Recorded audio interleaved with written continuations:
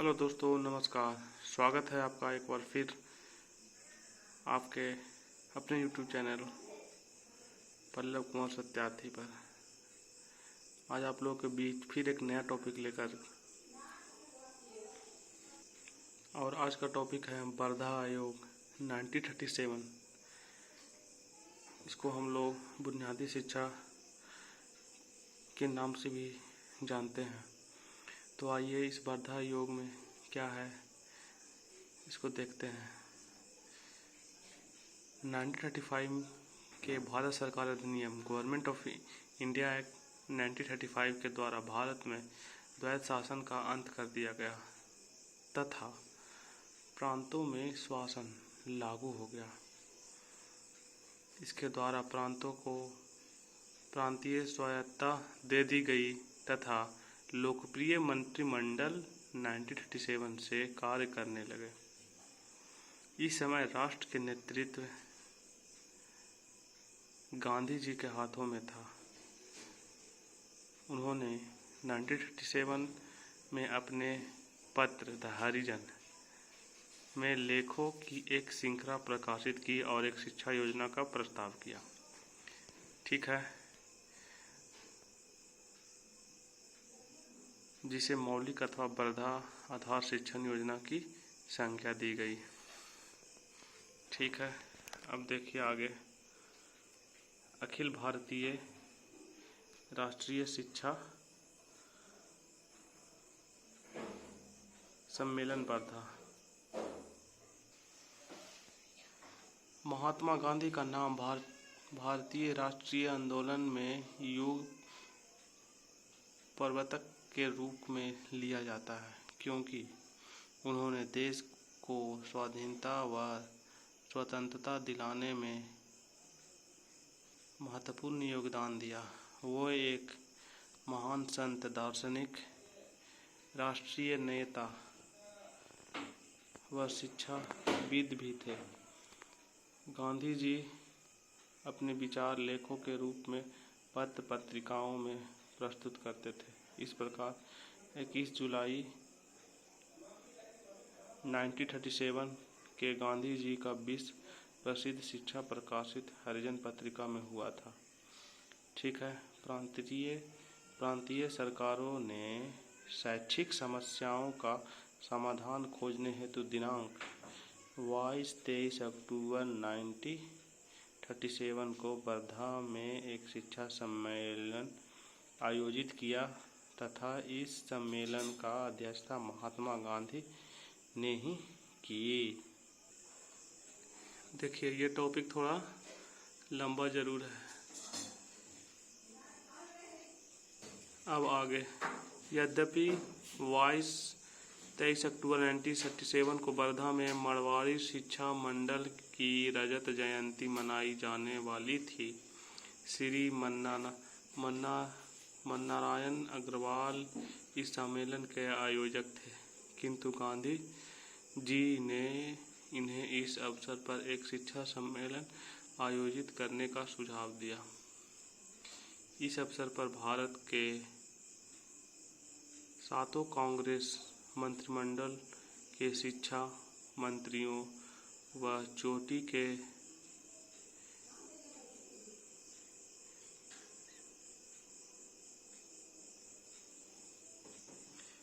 शिक्षा शास्त्रियों, विचारकों व राष्ट्रीय नेताओं को आमंत्रित किया और अखिल भारतीय राष्ट्रीय शिक्षा सम्मेलन का आयोजन किया गया।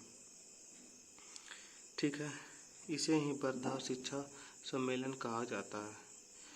इस सम्मेलन के समाप्ति महात्मा गांधी जी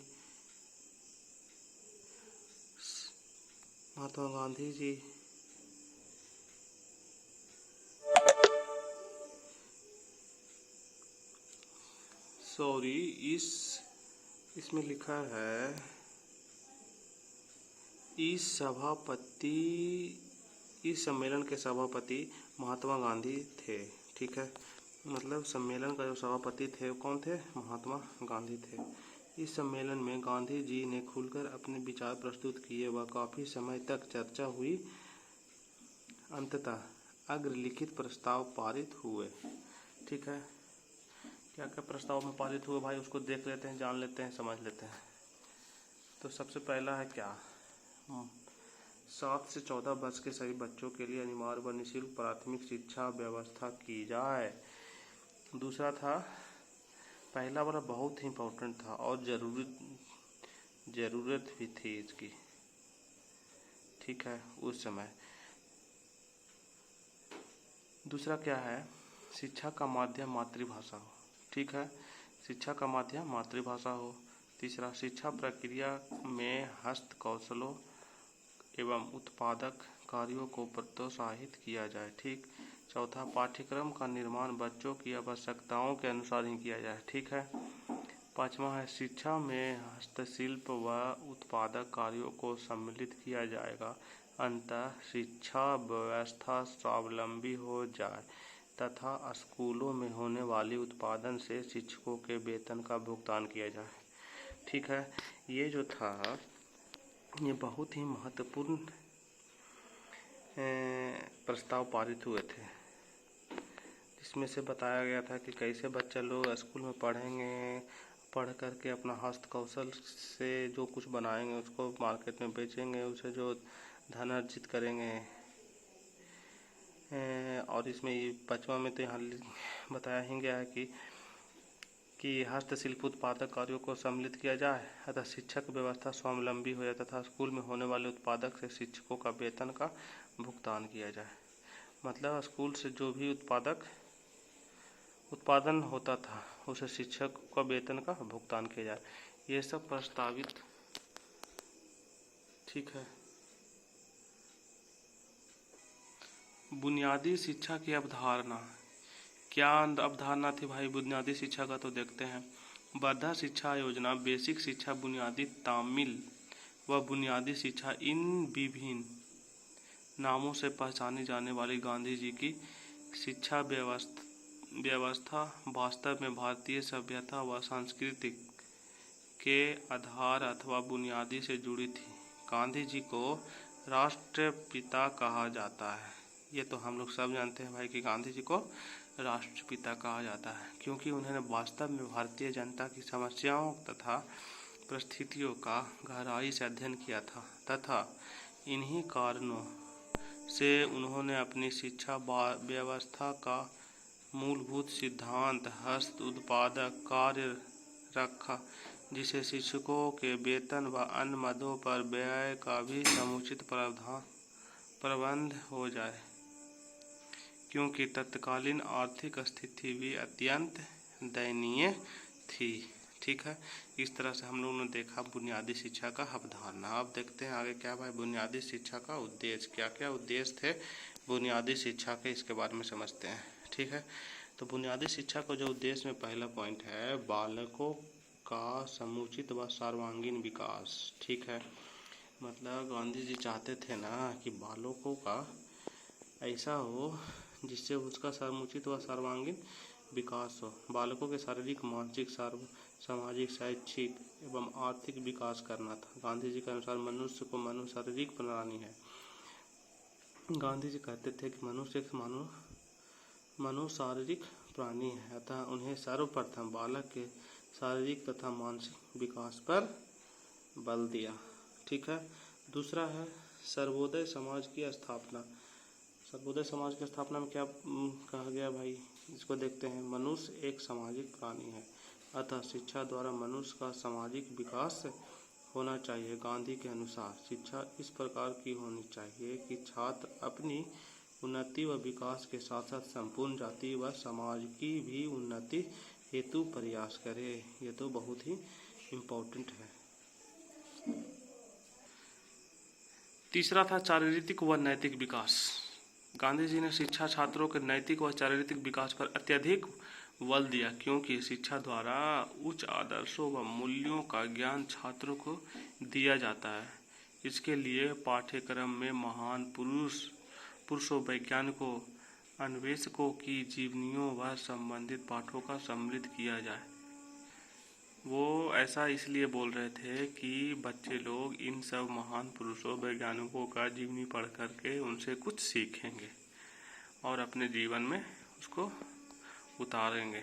उसको अमल करेंगे। चौथा क्या है, चारित्रिक एवं नैतिक विकास। ये तो हो गया, ठीक है, चारित्रिक एवं नैतिक विकास। अब देखिए नेक्स्ट है सांस्कृतिक विकास। ठीक है, तत्कालीन परिस्थितियाँ अधिकांशतः पाश्चात्य सांस्कृतिक विज्ञान सामर्थ्य ही थी, इसीलिए गांधी जी ने भारतीय सभ्यता व संस्कृति पर बल देते हुए छात्रों को भारतीयता की भावना का विकास को प्रोत्साहित किया तथा पाठ्यक्रम भारतीय विज्ञान को सम्मिलित किया। ठीक है, पांचवा क्या बताए थे, व्यावसायिक विकास। गांधी जी भारत की वास्तविक आर्थिक दशा से वंचित थे। मतलब हाँ कि गांधी जी भारत को जो वास्तविक आर्थिक दशा था उसको वह बखूबी जानते थे। ठीक है, इसलिए उन्होंने पाठ्यक्रम में व्यावसायिक शिक्षा का हस्तकौशलों को सम्मिलित किया तथा छात्र अधिक मात्रों में उत्पादन कार्यों में लगकर अपने मदों पर व्यय कर सके तथा इस शिक्षा द्वारा छात्रों को अपने जीविका कमा सके व शिक्षकों का वेतन भी स्कूलों से लाभ से ही। यहाँ देखिए फिर से हम इसको रिपीट कर देते हैं, इस शिक्षा द्वारा छात्र अपनी जीविका कमा सके व शिक्षकों का वेतन भी स्कूल के लाभ से ही प्राप्त हो सके। अब देखिए आगे बुनियादी शिक्षा का क्या सिद्धांत थे। तो पहला था शुल्क मुक्त अनिवार्य शिक्षा का सिद्धांत, दूसरा शिक्षा को आत्मनिर्भर बनाने का सिद्धांत, तीसरा सत्य अहिंसा का व सर्वोदय समाज का सिद्धांत, चौथा जीवन उपयोगी का सिद्धांत, पांचवा बाल केंद्रित शिक्षा का सिद्धांत, छठा मातृभाषा के माध्यम का सिद्धांत, सातवां सार्वजनिक विकास का सिद्धांत, आठवां पाठ्य पुस्तक के कम प्रयोग का सिद्धांत, नौवां एकीकृत शिक्षा का सिद्धांत, दसवां क्रियात्मक शिक्षा का सिद्धांत। ठीक है, इस प्रकार से 10 सिद्धांत थे जो मुख्य थे बुनियादी शिक्षा का। ठीक है, अब देखिए आगे बुनियादी शिक्षा का पाठ्यक्रम व समय सारणी। ठीक है, क्या क्या बुनियादी शिक्षा का पाठ्यक्रम थे, किस उस पाठ्यक्रम में क्या क्या समय सारणी थी उसके बारे में। बुनियादी शिक्षा का उद्देश्य की प्राप्ति हेतु निम्नांकित क्रिया प्रावधान पाठ्यचर्या का निर्माण किया गया। अवधि 7 वर्षीय प्राथमिक शिक्षा, आयु वर्ग 7 से 14 वर्ष। देखिए इधर पाठ्यक्रम था और उसका बुनियादी शिल्पाकार है, उधर शिक्षण विषय। इस प्रकार से बुनियादी शिल्पाकार में 10 हैं, कृषि, कटाई, बुनाई, बागवानी, इस तरह से इतना है। और शिक्षण विषय में ये है मातृभाषा, गणित, सामाजिक, सामान्य विज्ञान, स्वास्थ्य विज्ञान, इस तरह से ये है। अब देखिए समय सारणी टाइम टेबल, कुल समय लगभग 5.5 घंटा का। बुनियादी शिल्प, मातृभाषा, गणित, सामाजिक, शारीरिक शिक्षा, माध्यक्रम, इसको आप लोग देख करके समझ लें कि इस तरह से समय सारणी था। अब बुनियादी शिक्षा की शिक्षण विधियाँ क्या क्या था। पहला था क्रिया द्वारा सीखना, दूसरा अनुभव का द्वारा सीखना, तीसरा सहसंबंध द्वारा सीखना, चौथा व्यक्ति द्वारा सीखना। बुनियादी शिक्षा में शिक्षक, देखो बुनियादी शिक्षा में शिक्षक का क्या ये रहा उसके बारे में है। बुनियादी शिक्षा में शिक्षक का प्रशिक्षण पर विशेष बल दिया गया। उसमें 2 प्रकार के प्रशिक्षण की व्यवस्था की गई, एक 3 वर्षीय प्रशिक्षण तथा दूसरा 1 वर्षीय प्रशिक्षण। 3 वर्षीय प्रशिक्षण बिल्कुल नए शिक्षकों के लिए था जिन्हें प्राथमिक कक्षाओं में शिक्षण का कोई अनुभव न था, जबकि 1 वर्षीय प्रशिक्षण अनुभवी प्रशिक्षकों के लिए था।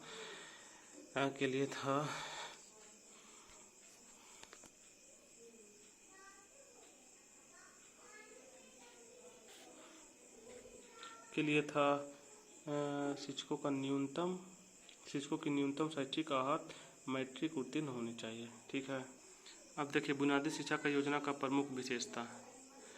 पहला था 7 से 14 वर्ष के छात्रों का बालक बालिकाओं का अनिवार्य व निःशुल्क शिक्षा। दूसरा क्या था, पूर्ण रूप से राष्ट्रीय शिक्षा नीति। तीसरा मातृभाषा शिक्षा। इस तरह से पूरे जो कितने थे 10 थे। जैसे 10वां में क्या था, व्यावसायिक शिक्षा के साथ साथ सैद्धांतिक विषयों व विज्ञान का शिक्षा प्रदान करने में सहायता। इस तरह से बुनियादी शिक्षा योजना के प्रमुख विशेषताएं 10 थे। ठीक है, मतलब बुनियादी शिक्षा योजना का ये सब जो विशेषताएं थे जिन पर अमल किया गया। अब देखिए बुनियादी शिक्षा का मूल्यांकन। मूल्यांकन क्या हुआ है उसका भाई देखो क्या क्या गुण थे, मेरिट है डिमेरिट क्या क्या थे। तो पहला था मनुष्य का सर्वांगीण विकास पर बल, ठीक है। आत्मनिर्भर योजना, 14 वर्ष के बच्चों का निःशुल्क, ये सब उसका क्या थे। वर्ग भेद में संपत्ति, क्रिया प्रावधान, शिक्षण विधि। छठा क्या था, शिक्षा का माध्यम मातृभाषा। राष्ट्रीय शिक्षा योजना, व्यवहारिक जीवन शैली है तो छात्रों को तैयार करना। राष्ट्रीय शिक्षा योजना, 10वां बालकों का श्रेष्ठ नागरिक बनाने में सहायता। ये सब थे इसका मेरिट्स। मेरिट थे किस चीज़ का, किनका, बुनियादी शिक्षा का। ये सब गुण थे, ठीक है। अब दोष, डिमेरिट क्या कहते हैं। तो पहला था अपूर्ण योजना, क्योंकि ये इस योजना में केवल ग्रामीण आवश्यकताओं का ही ध्यान रखा गया है, नगरीय आवश्यकताओं को उपेक्षित कर दिया गया है। ये बिल्कुल सही बात है कि इस पर ही ग्रामीण क्षेत्र के पर ही ज़्यादा ध्यान किया गया, ग्रामीण क्षेत्र पर ज़्यादा फोकस किया गया है। दूसरा, केवल प्राथमिक शिक्षा पर ध्यान केंद्रित किया गया है, माध्यमिक या उच्च शिक्षा का संबंध पर कोई सुझाव नहीं किया गया। ये भी सही बात है। तीसरा, यह शिक्षा व्यवस्था नगरीय क्षेत्रों के लिए उपयुक्त नहीं था, क्योंकि सभी संस्थितियाँ ग्रामीण क्षेत्रों के आधार पर ही की गई थी। हाँ, इसमें जितना भी चीज़ लागू किया गया वो ग्रामीण क्षेत्रों को देखकर उन्हीं के संदर्भ में लागू किया गया था। ये भी सही बात है। चौथा है परंपरागत विषयों की अपेक्षा की गई। पांचवा, योजना व्यवहारिक रूप से काल्पनिक ही था। इस योजना का शारीरिक शिक्षा का अपेक्षा की गई है। इस योजना में आधुनिक विज्ञान, तकनीकी, उद्योग और शिक्षा व्यवस्था पर कोई ध्यान नहीं दिया गया। इस तरह से इनका दोष था, किसका, बुनियादी शिक्षा का। इस तरह से हम लोगों ने आज इस लंबे से बड़े से टॉपिक को देखा, समझा, जाना, ठीक है। कैसा लगा आप लोग कमेंट करके ज़रूर बताइएगा, ताकि फिर हम जो नेक्स्ट टॉपिक लेकर आए उसको और अच्छे से समझाने की कोशिश करें आप, तथा इस चीज़ को आप लोग बार बार रिवाइज कीजिए। ये टॉपिक बहुत ही इम्पोर्टेंट है, लगभग सभी एग्जामिनेशन में ही पूछे जाते हैं। जो विद्यार्थी शिक्षण का तैयारी करते हैं उसके लिए ये इम्पोर्टेंट टॉपिक है। इसको ध्यान से पढ़ें और बीच बीच से इसमें छोटे छोटे ऑब्जेक्टिव क्वेश्चन को बनाएं, ठीक है। तो आप इसको ज़्यादा से ज़्यादा पढ़ें, समझें। बहुत बहुत धन्यवाद।